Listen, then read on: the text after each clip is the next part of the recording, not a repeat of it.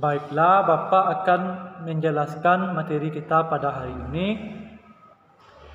Materi yang pertama yaitu dasar hukum larangan membunuh. Membunuh adalah perbuatan yang dilarang dalam Islam. Karena Islam menghormati dan melindungi hak setiap manusia. Firman Allah Subhanahu wa taala, "Wala taqtulun nafsallati harramallahu illa bil haq." Yang artinya, dan janganlah kamu membunuh jiwa yang diharamkan Allah atau membunuhnya melainkan dengan suatu alasan yang benar. Al-Quran Surat Al-Isra ayat 33. Karena ada ketegasan mengenai larangan pembunuhan, maka jika dua pihak yang saling membunuh tanpa alasan yang dibenarkan oleh syarak, maka orang yang membunuh maupun yang terbunuh sama-sama akan masuk neraka. Nabi SAW bersabda, "Al-qatilu wal makutu lufinnar." Pembunuh dan yang terbunuh masuk neraka. Hadis riwayat Al-Bukhari dan Muslim. Materi yang kedua yaitu hukuman bagi pelaku pembunuhan. Pelaku atau orang yang melakukan pembunuhan setidaknya telah melanggar 3 macam hak, yaitu hak Allah, hak ahli waris, dan hak orang yang terbunuh. Artinya, balasan di dunia diserahkan kepada ahli waris korban. Apakah pembunuhan atau akan dikisas atau dimaafkan?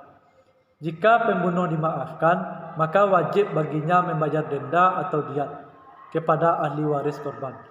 Sedangkan mengenai hak Allah akan diberikan di akhirat nanti.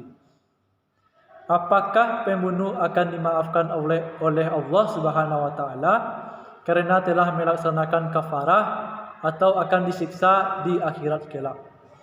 Berikut keterangan singkat tentang hukuman bagi pembunuhan sesuai dengan macamnya. Yang pertama, pembunuhan sengaja. Hukuman bagi pelaku pembunuhan sengaja adalah qisas, yaitu pelaku harus diberikan sanksi yang berat. Dalam hal ini, hakim menjadi pelaksana qisas. Keluarga korban tidak diperbolehkan main hakim sendiri. Jika keluarga korban memaafkan pelaku pembunuhan, maka hukumannya adalah membayar diat, mukhalazah atau denda berat yang diambil dari harta pembunuh dan dibayarkan secara tunai kepada pihak keluarga. Jadi, jika pembunuh dimaafkan oleh keluarganya, maka ia harus membayar diat, mukhalazah atau denda berat secara tunai. Yang kedua, pembunuhan seperti sengaja. Pelaku pembunuhan seperti sengaja tidak dikisas. Ia dihukum dengan membayar diat, mukhalazah atau denda berat yang diambil dari harta keluarganya, yang dapat dibayarkan secara bertahap selama 3 tahun kepada keluarga korban. Setiap tahun sepertiga. Selain itu, pembunuh juga harus melaksanakan kafarah. Yang ketiga, pembunuhan tersalah. Hukuman bagi pembunuhan tersalah adalah membayar diat mukafafah atau denda ringan yang diambil dari harta keluarga pembunuh dan dapat dibayarkan secara bertahap selama 3 tahun kepada keluarga korban. Setiap tahunnya sepertiga.